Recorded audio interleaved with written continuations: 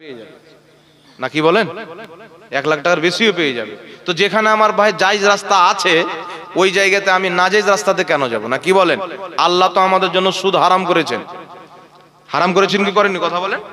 যারা সুদ খায় তাদের কিয়ামতের ময়দানে তাদের পেট হবে বিল্ডিং এর মতো, আর ওই পেটের মতন বিভিন্ন রকমের বড় বড় সাপ, বড় বড় জাহান্নামীর পোকা মাকড় থাকবে আর ছগল মারবে আর পেট নিয়ে ছিলবিল ছিলবিল করবে সুদখোরের পেটে। আর এখন যে সুদখোররা সিটিং হয়ে ঘুরে বেড়াচ্ছেন না, এত রকমের আযাব হবে, সবচাইতে নিকৃষ্ট আযাব আল্লাহ সুদখোরকে দিবে। কথা বুঝতে পেরেছেন?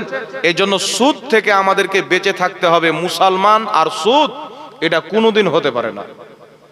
তাই সুদ থেকে বেঁচে থাকবেন। যারা সুদ খায়, যারা শরাব পান করে, এরা কিয়ামতের ময়দানে নবী পাক সাল্লাল্লাহু আলাইহি সাল্লামের হাতে হাউজে কাউসারের পানি পাবে না। মাথার উপরে সূর্য থাকবে, মাথার মগজগুলো পিঘলে পিঘলে কান দিয়ে বের হবে।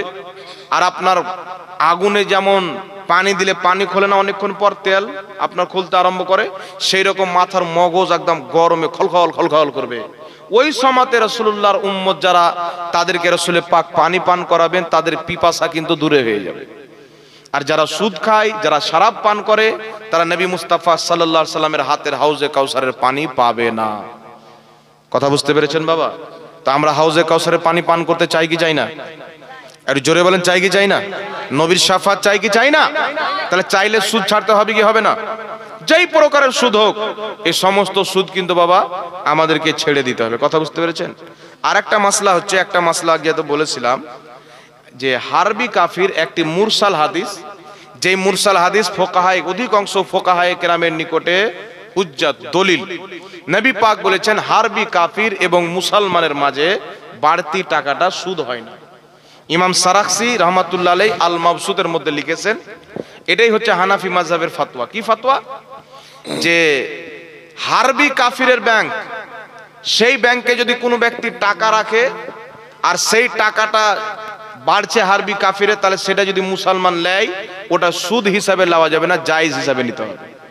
কথা বুঝেছেন কি বুঝেননি বাবা?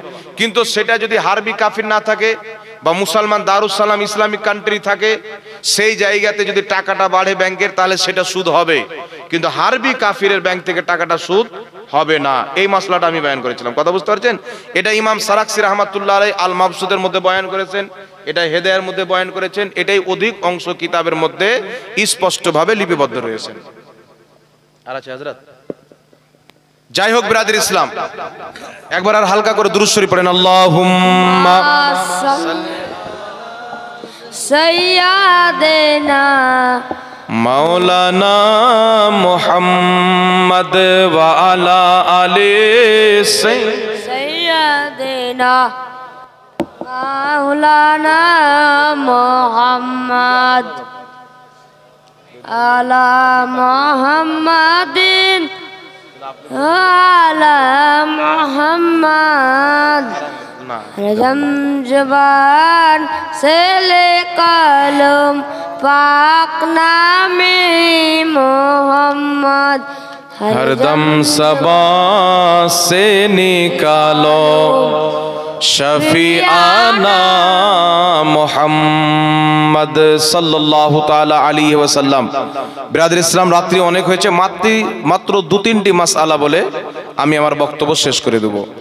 মাসলা হচ্ছে, আমরা আহলে সুন্নাত ওয়াল জামাত আল্লাহ ওয়ালাদের মাজার যাই, আর আল্লাহর যারা নেক বান্দা হয় তাদের মাজার বা যে কোনো মুসলমানের মাজার জিয়ারত করা হচ্ছে মুসলমানদের জন্য সুন্নাত। আমার আপনার নবী সাল্লাল্লাহু আলাইহি সাল্লাম বলেছেন, আমি তোমাদেরকে কবর বা মাজার জিয়ারত করতে নিষেধ করতাম, এখন আমি নবী অনুমতি দিচ্ছি তোমরা মাজার জিয়ারত করো। তো মাজার জিয়ারত নবী করতে বলেছেন, নবী পাক করেছেন। সফর করে মাজার জিয়ারত করতে যাওয়া হচ্ছে নবীর সুন্নাত। মুসান্নাফে আব্দুর রাজ্জাকের মধ্যে হাদিস, প্রত্যেক সালের প্রথম মাস আমার আপনার নবী সাল্লাল্লাহু আলাইহি সাল্লাম উহুদের শহীদগণের মাজার জিয়ারত করতে যেতেন। নবী পাক সাল্লাল্লাহু আলাইহি সাল্লামের ইন্তিকালের পর হযরতে সাইয়্যিদনা আবু বকর সিদ্দিক রাদিয়াল্লাহু তাআলা আনহু জিয়ারত করতে যেতেন। তিনার পর হযরতে সাইয়্যিদনা উমর ফারুক রাদিয়াল্লাহু তাআলা আনহু জিয়ারত করতে যেতেন। তো মাজার জিয়ারত করা নবীরও সুন্নাত এবং সাহাবায়ে কেরামেরও সুন্নাত। জোরে বলতে হবে সুবহানাল্লাহ।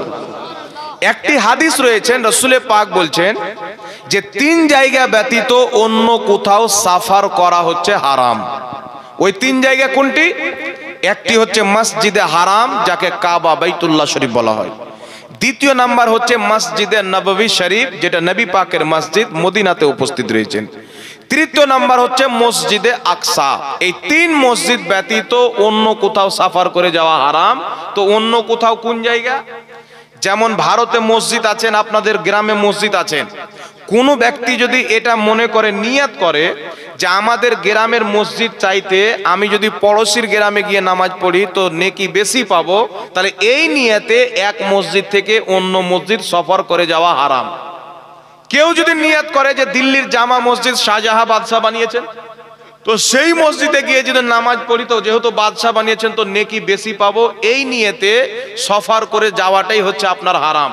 মাত্র 3টি মসজিদ, একটি হচ্ছে মসজিদে হারাম বাইতুল্লাহ, একটি হচ্ছে মসজিদে নববী শরীফ, একটি হচ্ছে মসজিদে আকসা। এই 3টি মসজিদে কেউ যদি পৃথিবীর যে কোনো প্রান্ত থেকে নিয়ত করে যদি যায় যে কাবাতে গিয়ে নামাজ পড়বো, তো পৃথিবীর সমস্ত মসজিদ চাইতে বেশি নেকি পাবো। মসজিদে নববীতে নামাজ পড়বো, ভারত বাংলাদেশ সমস্ত মসজিদ চাইতে বেশি নেকি পাবো। মসজিদে আকসাতে নামাজ পড়বো তো সমস্ত মসজিদ চাইতে বেশি নেকি পাবো। এই নিয়তে 3টি মসজিদ ব্যতীত পৃথিবীর অন্য কোনো মসজিদ সফর করা হচ্ছে হারাম। এটা আমার নবী বলেছেন। কিন্তু কিছু দাজ্জাল কানা বেরিয়েছেন, তারা বলছে বাঙ্গাল থেকে আজমির শরীফ জিয়ারত করতে যাওয়া হারাম। মানে মসজিদের হাদিস ফিট করছে মাজারের উপরে। কিন্তু আমার নবী নিজেই উহুদের শহীদগণের মাজার প্রত্যেক বছর জিয়ারত করতে যেতেন সফর করে। জোরে বলেন না সুবহানাল্লাহ। তারপর আবু বকর সিদ্দিক যেতেন, তারপরে ওমর ফারুক যেতেন। তো নবী পাক সাল্লাল্লাহু আলাইহি সাল্লামের মুসান্নাফে আব্দুর রাজ্জাকের মধ্যে হাদিস, এই হাদিস দ্বারা স্পষ্ট প্রমাণিত হলো যে আল্লাহ ওয়ালাদের মাজার কেউ যদি আজমির শরীফ প্রত্যেক বছর জিয়ারত করতে যায়, ব্রেইলি শরীফ যায়, কেছোছা শরীফ যায়, মারেহরা শরীফ যায়, আপনার সেরহিন শরীফ যায়, যে কোনো জায়গাতে আল্লাহ ওয়ালার যদি মাজার থাকে প্রত্যেক বছর সফর করে জিয়ারত করতে যাওয়া নবী মুস্তাফারও সুন্নাত, আবু বকর উমরেরও সুন্নাত। জোরে বলেন সুবহানাল্লাহ। কথা বুঝতে পেরেছেন বাবা? কিন্তু এই জাহিল আপনার মসজিদের হাদিসকে ফিট করে মাজারের উপরে। তো যদি মাজার সফর করে জিয়ারত করতে যাওয়া হারাম হতো, তাহলে আমার নবী উহুদের শহীদগণের মাজার কোনোদিন সফর করে প্রত্যেক বছর জিয়ারত করতে যেতেন? এই জোরে বলেন, যেতেন? আবু বকর সিদ্দিক যেতেন? উমর ফারুক যেতেন? যেতেন না। তাই যেখানে আল্লাহ ওয়ালার নেক বান্দার মাজার হোক, কেউ যদি মসজিদে নবী শরীফে নবী মুস্তাফার যে মাজারে মুকদ্দাস রয়েছেন, রওজায়ে মুবারাকা রয়েছেন, কেউ যদি হিন্দুস্তান থেকে শুধু এই নিয়ত নিয়ে যায় যে আমি ওখানে গিয়ে নবীর রওজা জিয়ারত করব, তবুও যায়, বরং তার যাওয়াটাও ইবাদত, আসাটাও ইবাদত। জোরে বলতে হবে সুবহানাল্লাহ। তাই আজমির শরীফ যান, বাগদাদ শরীফ যান, ইরাক যান, পৃথিবীর যে কোনো প্রান্তে যে কোনো আল্লাহর নেক বান্দার কবর বা মাজার শরীফ জিয়ারত করতে যান, আপনার যাওয়াটাও নবীর সুন্নাত, আসাটাও নবীর সুন্নাত, জিয়ারত করাটাও নবীর সুন্নাত। আর নবীর সুন্নাত ইবাদতের অন্তর্ভুক্ত, বিদাতের অন্তর্ভুক্ত নয়। জোরে বলেন সুবহানাল্লাহ। এবার সুন্নাতকে যারা হারাম বলবে তারাই হলো জঘন্য বিদাতি, নবীর তরিকাকে যারা নাজায়েজ বলবে তারাই হলো জঘন্য বিদাতি। কথা বুঝতে পারছেন বাবা?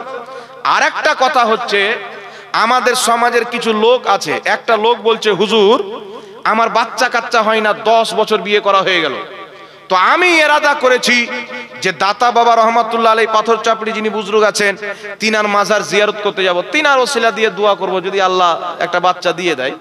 তো কিছু লোক বলতে চায় যে এরা ওই খাজা বাবার কাছে বাচ্চা নিতে যায়। আচ্ছা বলেন তো বাবা, মানুষকে যখন অসুবিধা হয়, সমস্যা হয়, বাচ্চা কাচ্চা হয় না, তো আমরা ডক্টরের বাড়ি দেখাতে যাই কি যাই না? জোরে বলেন। তো কি করতে যাই? ডক্টরের কাছে বাচ্চা নিতে যাই না ওষুধ নিতে যাই? জোরে বলেন। সেরকম আল্লাহ ওয়ালাদের কাছ থেকে বাচ্চা নিতে যাই না, আল্লাহ ওয়ালার ওসিলা দিয়ে দোয়া করতে যাই। কারণ পৃথিবীর কোন প্রান্তরে যদি দোয়া কবুল না হয়, আল্লাহর ওলি এবং নবী বান্দাদের রওজাতে গিয়ে দোয়া করলে দোয়া কারেন্টের মতন কবুল হয়। দলিল কোথায়? মুসান্নাফে ইবনে আবি শাইবা ইমাম মুসলিমের ওস্তাদ, তিনি এই হাদিসের কিতাব লিখেছেন, যেই কিতাব বুখারীর পূর্বে লেখা হয়েছে, মুসলিমের পূর্বে লেখা হয়েছে। যেই হাদিসটি সেই কিতাবে রয়েছেন, ওই হাদিসটিকে ইমাম ইবনে কাসির সহি বলেছেন। ওই হাদিসটিকে ফাতহুল বারির মধ্যে ইমাম ইবনে হাজার আসকালানিও সহি বলেছেন। হাদিসটি কি? হযরতে ওমর ফারুকের খেলাফতের আমলে আরবের মাটিতে বাবা বৃষ্টি বন্ধ হয়ে গেল, ফসল নষ্ট হয়ে যায়, বাচ্চা কাচ্চা মায়ের কোলে জীবন দিয়ে দেয়, পশু পাখি পিপাসিত অবস্থায় মারা যায়। এমনি অবস্থাতে একজন ব্যক্তি নবী পাক সাল্লাল্লাহু আলাইহি সাল্লামের রওজা মোবারক চলে গেলেন। ইস্তিসকার নামাজ পড়ছেন, বৃষ্টি হচ্ছে না, দোয়া করছেন, বৃষ্টি হচ্ছেন না। তিনারা যখন নবী মুস্তাফার রওজাতে গিয়ে নবীর ওসিলা দিয়ে বৃষ্টি চাইলেন, মহান রব্বুল আলামিন তাদেরকে অসংখ্য বৃষ্টি দান করে পুরো আরবকে ভিজিয়ে দিলেন নিজের রহমতে। জোরে বলেন না সুবহানাল্লাহ। সুবহানাল্লাহ। তো সাহাবায়ে কেরাম যখন পৃথিবীর কোন জায়গাতে ইস্তিসকার নামাজ পড়ে কাজ হয়নি, দোয়া করেও কাজ হয়নি, নবী মুস্তাফার রওজাতে গিয়ে তিনার ওসিলা দিয়ে দোয়া করেছেন, আল্লাহর নবীর ওসিলাতে তাদেরকে বৃষ্টি দান করেছেন। একটু জোরে বলতে হবে সুবহানাল্লাহ। তাই মুসলমান যদি মুসিবতে পড়ে আল্লাহর নেক বান্দাদের মাজারে গিয়ে দোয়া করতে যায়, তার ওসিলা দিয়ে এই নিয়তে হয়তো আল্লাহর নেক বান্দার ওসিলা দিয়ে দোয়া করবে, এটা নাজায়েজ নয়, বরং উমর ফারুকের জামানার লোকদের সুন্নাত। জোরে বলেন সুবহানাল্লাহ। সুবহানাল্লাহ। আরেকটি কথা শুনেলেন, বিশ্ববিখ্যাত ইমাম ইবনে হিব্বান রাহমাতুল্লাহ আলাইহি, যিনি হাদিসের কিতাব লিখেছেন সহিহ ইবনে হিব্বান, তিনি নিজের কিতাব আস-সিকাতের মধ্যে লিখতেছেন, ইমাম রাজালি রাহমাতুল্লাহ আলাইহি, যিনি নবীর আওলাদ, নবী বংশের লোক, তিনার মাজারের ব্যাপারে লিখছেন, তিনার মাজারে গিয়ে যারা দোয়া করে তাদের দোয়া অবশ্যই কবুল হয়। জোরে বলতে হবে সুবহানাল্লাহ। সুবহানাল্লাহ। ইমাম সাহাবী রাহমাতুল্লাহ আলাইহি সিয়ার ও আলামিন নোবালা কিতাবের মধ্যে লিখছেন, সামারকান্দ এলাকা, কাজাকিস্তান, যেখানে ইমাম বুখারীর মাজার রয়েছেন, সামারকান্দ এলাকায় বৃষ্টি বন্ধ হয়ে গেল। মুহাদ্দিসগণ মিলে ইস্তিসকার নামাজ পড়ছেন, বৃষ্টি হচ্ছেন না, দোয়া করছেন, বৃষ্টি হচ্ছেন না। একজন পরেজগার ব্যক্তি স্বপ্নতে দেখছেন, স্বপ্নতে আনেওয়ালা এসে বলছেন, তোমরা ইমাম বুখারীর মাজারে গিয়ে দোয়া করো, আল্লাহ তোমাদেরকে বৃষ্টি দান করবে। সকাল যখন হয়েছে, স্বপ্ন দেখনেওয়ালা ব্যক্তি ইসলামের কাজীর কাছে গিয়ে স্বপ্ন বয়ান করেছেন। তখন ওই জামানার মুহাদ্দিস, বড় বড় ইমাম, বড় বড় ফকিহ ইমাম বুখারীর মাজারে গিয়ে দোয়া করেছেন, আল্লাহ এমন বৃষ্টি দিলেন কয়েকদিন পর্যন্ত তারা ইমাম বুখারীর মাজার থেকে বের হতে পারেনি। জোরে বলেন সুবহানাল্লাহ। সুবহানাল্লাহ। সিয়ার ও আলামিন নোবালার মধ্যে ইমাম যাহাবী রাহমাতুল্লাহ আলাইহি লিখছেন, সকলের গ্রহণযোগ্য মুহাদ্দিস, তিনি লিখতেছেন, আদ-দুআউ মুস্তাজাবুন ইনদা কুবুরিল আম্বিয়া আউলিয়া ওয়াল আম্বিয়া, আল্লাহর ওলিদের মাজারে, নবীগণের রওজাতে যেই দোয়া করা হয়, আল্লাহ সেই দোয়া কারেন্টের মতন কবুল করে নেয়। একটু জোরে হবে না সুবহানাল্লাহ। ফাতাওয়া শামির মধ্যে ইমাম ইবনে আবিদিন শামি লিখছেন, যেটা সহিহ সনদে বর্ণিত, ইমাম শাফি রাহমাতুল্লাহ আলাইহি বলছেন, ইমাম শাফিকে লাখ লাখ হাদিসের হাফিজ, মুজতাহিদ, যিনি মুজতাহিদ ছিলেন, জিনার নামে একটি মাযহাব প্রতিষ্ঠিত হয়েছে শাফি মাযহাব, তিনি বলছেন, আমি যখনই কোনো মুসিবতে ফেসে যেতাম, আমার মসলা হাল হতো না, আমি ইমাম আবু হানিফার মাজারে চলে যেতাম, তার ওসিলা দিয়ে দোয়া করতাম, আল্লাহ পাক আবু হানিফার বরকতে আমার মসলার সমাধান করিয়ে দিতেন। জোরে বলেন সুবহানাল্লাহ। তাই আল্লাহ ওয়ালাদের মাজারে গিয়ে আশা নিয়ে যাওয়া। এখানে একজন আল্লাহর ওয়ালা দফন আছেন, আল্লাহর ওই বান্দা, যেই বান্দা দুনিয়াতে আল্লাহকে রাজি করেছেন, আল্লাহকে খুশি করে গিয়েছেন, তার মাজারে তার ওসিলা দিয়ে দোয়া করি, আল্লাহ হয়তো আমার দোয়া কবুল করবেন, কিন্তু বাচ্চা দিবে কে? এই জোরে বলেন সুবহানাল্লাহ। আল্লাহ না বাচ্চা দিবে। যদি সেখানে গিয়ে দোয়া করা বিদাত হয়ে যায়, তাহলে ওয়াহাবিদের ডক্টরের কাছে ট্যাবলেট খাওয়া শিরক হবে কি হবে না? এই জোরে বলেন, ট্যাবলেট খাওয়া শিরক হবে কি হবে না? বলছে বেটা হয় না, আল্লাহর কাছে চাও। তো জ্বর হয়েছে তখন ডক্টরের কাছে কেন যাচ্ছিস রে? বেটা হয় না, আল্লাহর কাছে চাও। কাজ হয় না, আল্লাহর কাছে যা চাওয়ার আছে আল্লাহর কাছে চাও। আরে আল্লাহই তো শেফা দিবে, কিন্তু মাধ্যম ডক্টরের ওষুধ নিতে হয় কি হয় না? তো দোয়া মসজিদেও করছি, দোয়া আল্লাহ ওয়ালাদের মাজারেও করলাম তাদের ওসিলা দিয়ে, তো কি সমস্যা হলো? এটা তো সাহাবায়ে কেরাম করেছেন, এটা তো মুহাদ্দিসদের ইসলাম, এটা তো সালাফদের ইসলাম। নিজেকে সালাফি বলে আর সালাফদের চরিত্রকে শিরিক বলে, এরা সালাফি নয়, এরা সালাফির নামের সেলফি। কথা বুঝতে পেরেছেন কি পারেননি? আল্লাহ পাক বুঝার তৌফিক দান করুক। একটা মাসলা আর শুনেলেন।